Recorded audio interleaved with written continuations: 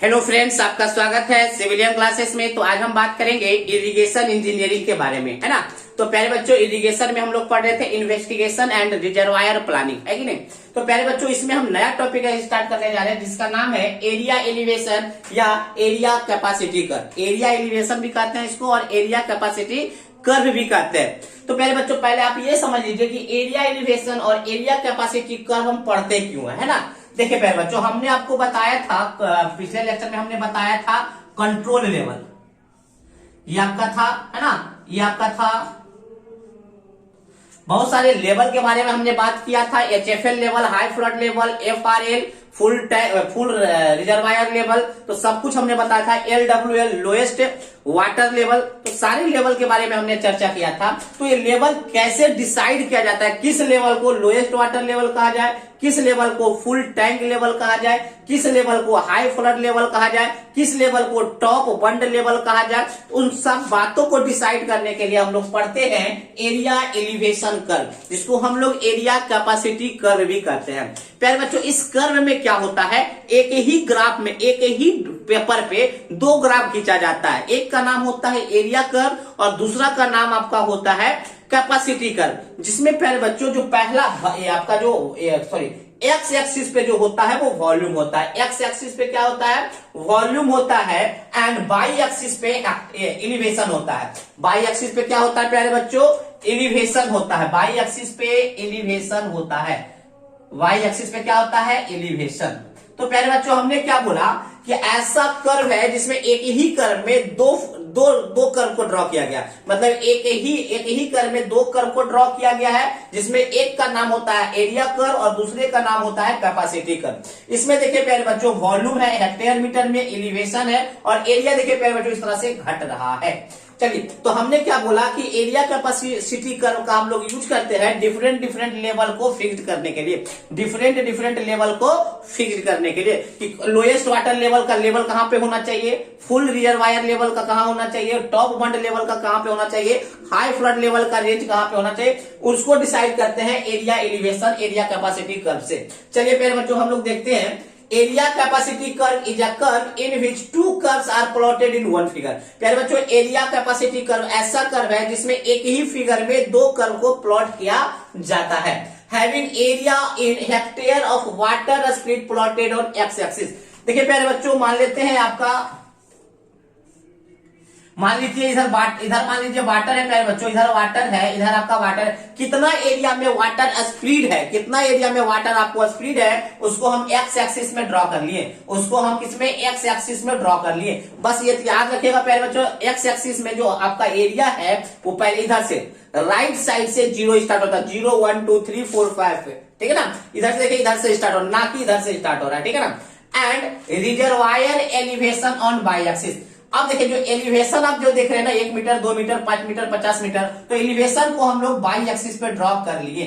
बात समझ में आया। And reservoir elevation on by axis, reservoir elevation को हमने वाई एक्सिस पे ड्रॉ कर लिया, ठीक है ना। Next, the area curve gives idea about area under submergence. ये जो एरिया कर्व है प्यारे बच्चों, ये जो एरिया कर्व है वो आपको आइडिया देता है कि कितना एरिया वाटर के सबमर्जेंस में है, मतलब कितना एरिया पानी से डूबा हुआ है, इसका आइडिया देता है आपको एरिया कर्व, ठीक है ना। And useful in determining the control level of dam. और यही एरिया कर्व से हम लोग बताते हैं, जो कंट्रोल लेवल होता है उसको डिसाइड करते हैं कौन सा कंट्रोल लेवल कैसे कहां पे पाया जाएगा, है ना। Next, the capacity curve provide the information about the capacity of reservoir. और ये जो देख रहे हैं प्यारे बच्चों, ये जो आपका कैपेसिटी कर्व है, क्या है, कैपेसिटी कर्व है, ये आपको डिसाइड करता है कि किसी भी डैम का कितना स्टोरेज कैपेसिटी होगा, ठीक है प्यारे बच्चों। चलिए, यहां तक हमको समझ में आ गया। अब देखिए प्यारे बच्चों, इसको समझने के लिए मान लेते हैं, यहाँ पे थोड़ा रफ कर लेते हैं। मान लीजिए ये आपका डैम है प्यारे बच्चों, इधर मान लीजिए पानी है, तो इसमें जो पानी होगा प्यारे बच्चों, तो बहुत सारे रिवर्स, इसको पहले ड्रॉ कर लीजिए, इस रफ में बना रहे हैं ना।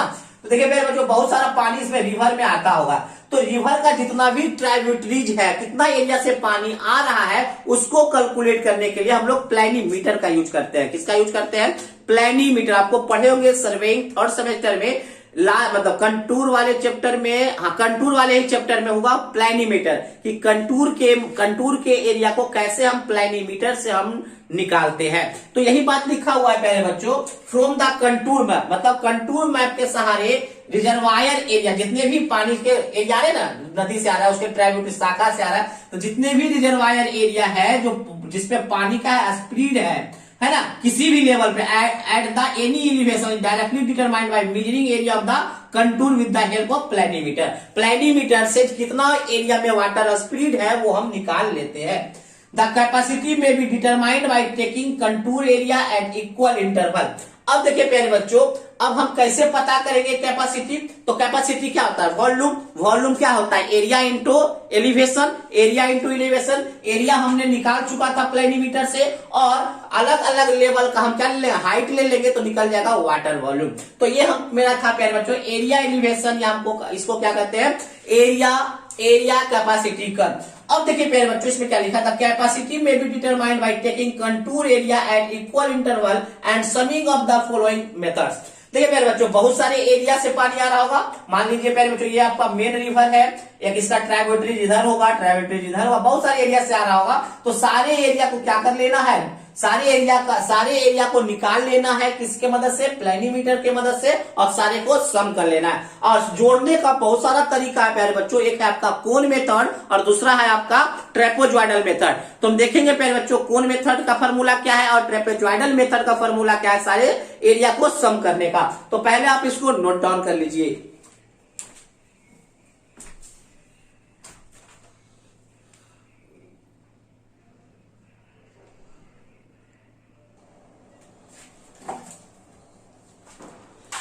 चलिए फिर बच्चों, हमने क्या बोला था कि वाटर स्पीड एरिया, हम बहुत सारा एरिया निकालेंगे, उसको सम ऑफ करेंगे। सम ऑफ करने के दो फॉर्मूला हमने बताया था, एक कोन और एक प्रिज्मॉइडल।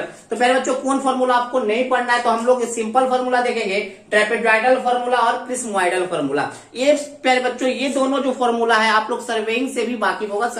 सर्वेइंग का जो थर्ड सेमेस्टर में जो सिलेबस था प्यारे बच्चों उसमें भी पढ़ाया गया था एरिया एंड वॉल्यूम मेजरमेंट, और एरिया मेजरमेंट में आपको ये दोनों फॉर्मूला ऑलरेडी आया होगा, है ना। तो देखिए ट्रेपेजॉइडल फॉर्मूला में जो वॉल्यूम निकालने का जो फॉर्मूला है या जो कैपेसिटी निकालने का जो फॉर्मूला है आप देख रहे होंगे, क्या देखते होंगे, फर्स्ट एंड लास्ट एरिया को जोड़कर डिवाइड कर देते हैं 2 से, और प्लस सारे एरिया को सम कर देते हैं, इनटू हाइट इंटरवल से मल्टीप्लाई कर देते हैं। ठीक है प्यारे बच्चों। दूसरा है प्रिज्मॉइडल फॉर्मूला। प्रिज्मॉइडल फॉर्मूला में आप क्या देखते होंगे प्यारे बच्चों, प्रिज्मॉइडल फॉर्मूला में आप क्या देखते होंगे,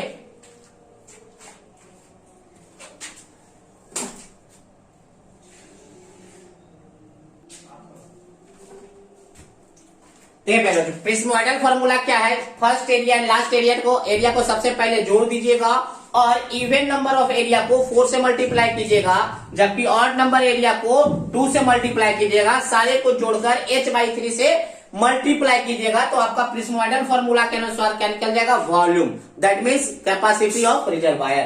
तो देखिए प्यारे बच्चों यहाँ पे हम बता देते हैं कि V क्या है, volume of capacity of reservoir. किसी भी रिजर्वायर का कितना कैपेसिटी है, कितना वॉल्यूम है, वो V है।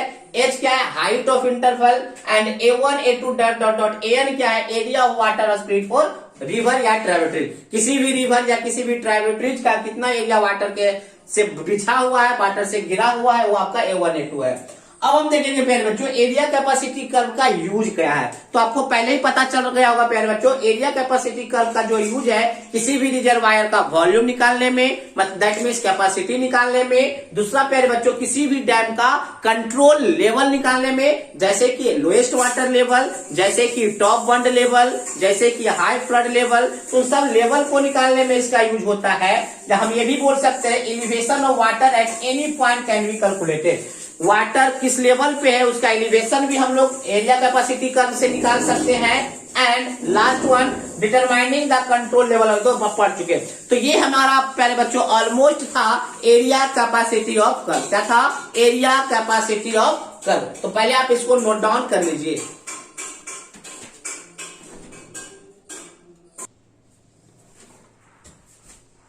तो पहले बच्चों हम लोग देखेंगे सिल्टिंग ऑफ रिजर्वायर, है ना, सिल्टिंग ऑफ रिजर्वायर। प्यारे बच्चों मान लीजिए ये कोई रिवर है, रिवर के क्रॉस कोई डैम बना दिया गया।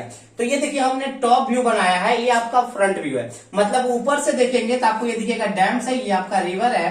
बट अगर हम इसको फ्रंट से देखें, इस साइड से इसको देखेंगे डैम को, तो आपका जो व्यू होगा फ्रंट व्यू आपका ये होगा। ठीक है प्यारे बच्चों, चलिए अब हम देखेंगे टॉप व्यू है, ये आपका फ्रंट व्यू है। अब देखिए प्यारे बच्चों, पानी जो रिवर का जो पानी होगा रन ऑफ से आएगा। मान लीजिए हमारा कैचमेंट एरिया है, कैचमेंट एरिया बोले थे ना प्यारे बच्चों, कैचमेंट एरिया क्या बताते हैं? कैचमेंट एरिया जिस एरिया से, कैचमेंट एरिया वह एरिया है जिस एरिया से पानी कलेक्ट होकर उस पार्टिकुलर रिवर में आ रहा है। दैट मीन्स प्यारे बच्चों, ये जो रिवर है इस पार्टिकुलर रिवर में जो पानी कलेक्ट आ रहा है इस कैचमेंट एरिया से, मतलब जिस एरिया से पानी कलेक्ट होकर नदी में आता है वो कहलाता है आपका कैचमेंट एरिया। ठीक है प्यारे बच्चों, चलिए तो कैचमेंट एरिया से पानी आ रहा है, तो कैचमेंट एरिया से जो पानी आ रहा है तो उसको क्या कहते हैं? Run of. आप पढ़े होंगे उसको क्या कहते हैं? Run of. तो देखिए प्यारे बच्चों, रन ऑफ जब पानी का जब रन ऑफ होगा तो उसमें सिल्ट पार्टिकल भी आते होंगे, कोर्सर मतलब सैंड भी आता होगा, सिल्ट भी आता होगा, क्ले भी आता होगा। तो जो सिल्ट पार्टिकल, क्ले और जो सैंड पार्टिकल का डिपोजिशन है किसमें? रिवर के बेड पे, वो आपका कहलाता है सिल्टिंग ऑफ रिजर्वायर। हमने क्या बोला प्यारे बच्चों? सिल्टिंग ऑफ रिजर्वायर क्या होता है? सिल्टिंग ऑफ रिजर्वायर जो रिवर का बेड है, रिवर के बेड पे रन ऑफ के कारण जो silt particle, clay particle, sand particle जो डिपोजिट हो जाता है उसको क्या हो जाता है? उसी को क्या बोलते हैं? Silting of reservoir. अब देखिए प्यारे बच्चों, सिल्टिंग ऑफ रिजर्वायर को आपको क्या करना होगा? रोकना होगा। क्यों?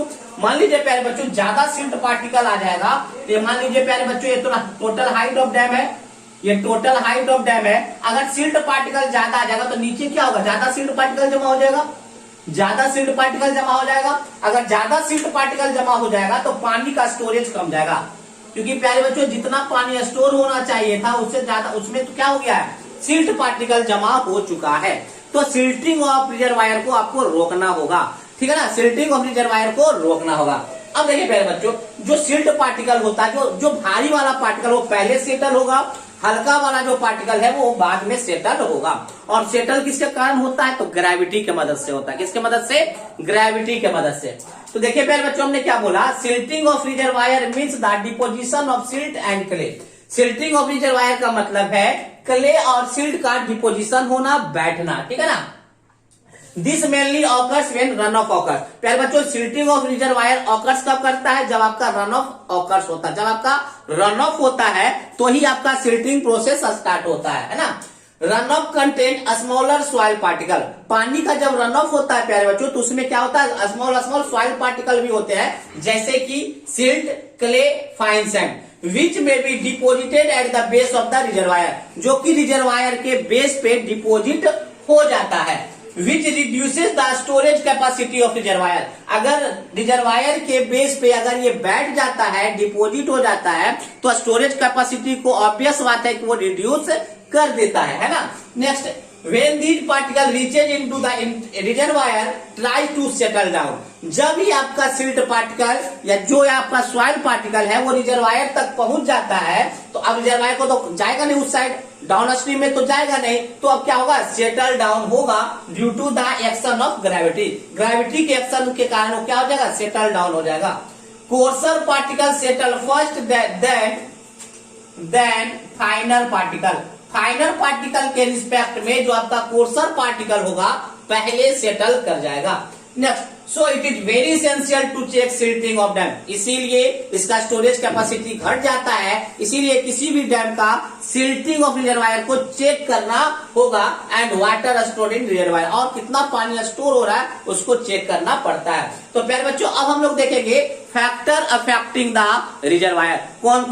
Factor affecting the silting of reservoir. कौन कौन सा ऐसा फैक्टर है जो सिल्टिंग ऑफ रिजर्वायर को इफेक्ट करता है? तो सिल्टिंग ऑफ रिजर्वायर आसानी से समझ में आ गया होगा कि रन ऑफ के साथ, पानी के रन ऑफ के साथ बहुत सारे छोटे छोटे सॉइल पार्टिकल आ जाते हैं, उसी को कहते हैं सिल्टिंग ऑफ रिजर्वायर। और सिल्टिंग ऑफ रिजर्वायर क्या करता है? डैम के या रिजर्वायर के स्टोरेज कैपेसिटी को घटा देता है। इसीलिए इसको चेक करना पड़ेगा और इसको अवॉइड करना पड़ेगा, मतलब इसको रोकना पड़ेगा सिल्टिंग प्रोसेस को, क्योंकि सिल्टिंग प्रोसेस को रोकेंगे तो स्टोरेज कैपेसिटी बढ़ जाएगा। ठीक है प्यारे बच्चों, चलिए इसको नोट डाउन कर लीजिए पहले।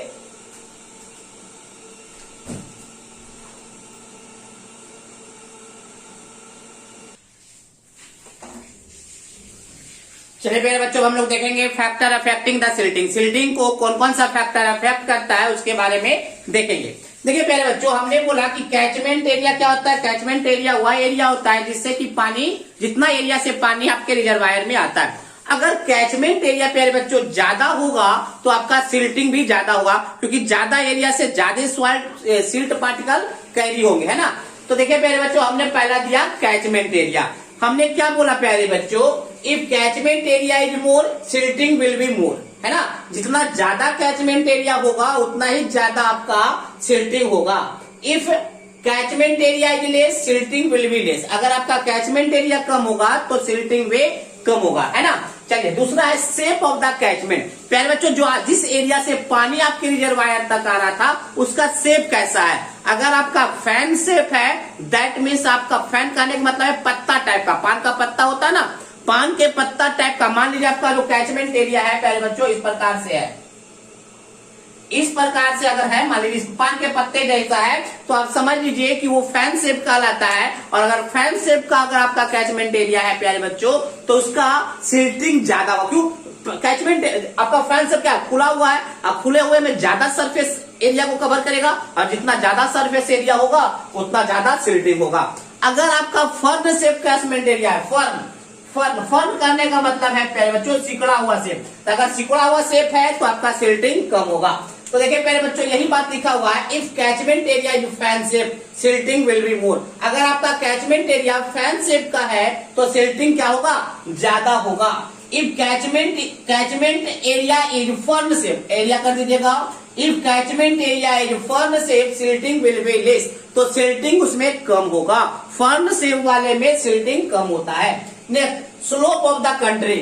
अब देखिए प्यारे बच्चों, मान लीजिए प्यारे बच्चों ये आपका रिजर्वायर है और पानी जो आ रहा है इस रिवर में, जो पानी रिवर है, इस रिवर में जो पानी आ रहा है ऊपर से आ रहा है, तो ज्यादा स्लोप से अगर आएगा, अगर मान लीजिए कंट्री का स्लोप ज्यादा स्टीप है तो ज्यादा क्या होगा, सिल्टिंग होगा, क्योंकि ज्यादा पार्टिकल स्लो क्या हो जाएगा, डाउन हो जाएगा, मतलब ससर जाएगा, है ना। तो यही बात लिखा हुआ है, इफ स्लोप इज स्टीप, अगर स्लोप बहुत ही ज्यादा स्टीप है, ढलाव है, मोर पार्टिकल विल बी इरोडेड, तो ज्यादा पार्टिकल क्या हो जाएगा, इरोडेड हो जाएगा, ज्यादा पार्टिकल आपका मूव कर जाएगा। बिकॉज ऑफ हाई वेलोसिटी, ज्यादा ढुलाव होगा, स्टीप स्लोप होगा तो पानी का वेलोसिटी ज्यादा होगा। पानी का वेलोसिटी ज्यादा होने के कारण ज्यादा पार्टिकल इरोडेड होने लगेगा और ज्यादा सिल्ट पार्टिकल आपके रिजर्वायर के बेड तक बैठने लगेगा, है ना। चलिए नेक्स्ट है क्लाइमेटिक कंडीशन। हमको पता है प्यारे बच्चों, अगर आपका dry and rainy climatic help in production of more silt particle, अगर बहुत ही ज्यादा सूखा है या बहुत ही ज्यादा पानी वाला सीजन है तो भी आपका सिल्ट पार्टिकल ज्यादा प्रोड्यूस करेगा। क्यों? क्योंकि प्यारे बच्चों अगर मान बहुत ही ज्यादा गर्मी है तो बहुत ही ज्यादा गर्मी होता है तो पार्टिकल के बीच में अट्रैक्टिव पावर कम हो जाता है, और अट्रैक्टिव पावर जैसे जिसको हम कोहेशन बोलते हैं, कोहेसिव पावर जैसे ही कम होगा तो सिल्ट पार्टिकल को क्या करेगा, बहा जाएगा। और रेनी सीजन में क्या होता है, लूज हो जाता है सॉइल पार्टिकल। तो रेनी सीजन हो चाहे ड्राई सीजन हो, उसमें प्रोडक्शन ऑफ सिल्ट मटेरियल ज्यादा होगा तो सिल्टिंग ज्यादा होगा। नेचर ऑफ सरफेस सॉइल, फिर से वही बात हुआ प्यारे बच्चों, अगर आपका सॉइल का नेचर लूज है तो ज्यादा सिल्टिंग प्रोसेस होगा। इफ सॉइल इज वेदर्ड और लूज, मतलब सॉइल बहुत ही ज्यादा लूज है, it can be easily flow with run of, तो आपका जो सॉइल होगा इजिली रन ऑफ में बह जाएगा एंड डिपोजिटेड इन रिजर्वायर, और वो इजिली क्या हो जाएगा, रिजर्वायर में डिपोजिट हो जाएगा, दैट मीन सिल्टिंग ज्यादा हो जाएगा। तो प्यारे बच्चों ये हमारा कुछ फैक्टर था जो सिल्टिंग को इफेक्ट करता है। सबसे पहला मेरा क्या था, कैचमेंट एरिया, जितना ज्यादा कैचमेंट एरिया उतना ज्यादा सिल्टिंग, जितना कम कैचमेंट एरिया उतना कम सिल्टिंग। दूसरा था शेप ऑफ कैचमेंट, अगर आपका फैन शेप का आपका कैचमेंट एरिया है तो ज्यादा सिल्टिंग होगा, फर्न शेप का है तो आपका सिल्टिंग कम होगा।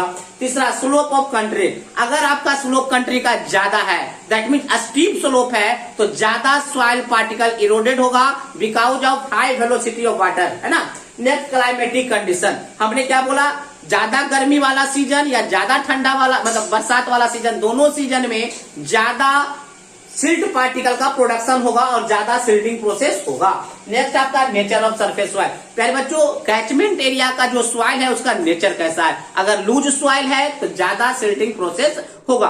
तो ये हमने पढ़ा प्यारे बच्चों फैक्टर अफेक्टिंग द सिल्टिंग। चलिए इसको पहले नोट डाउन कर लीजिए प्यारे बच्चों। तो प्यारे बच्चों ये बात समझ में आया होगा कि क्या होता है सिल्टिंग प्रोसेस और कौन कौन सा फैक्टर है जो सिल्टिंग प्रोसेस को अफेक्ट करता है। ठीक है ना। चलिए आज के लिए बस इतना ही। अगले क्लास में मिलेंगे कुछ नए कॉन्सेप्ट, कुछ नए आइडिया के साथ। ठीक है प्यारे बच्चों, तो आज के लिए थैंक यू बस।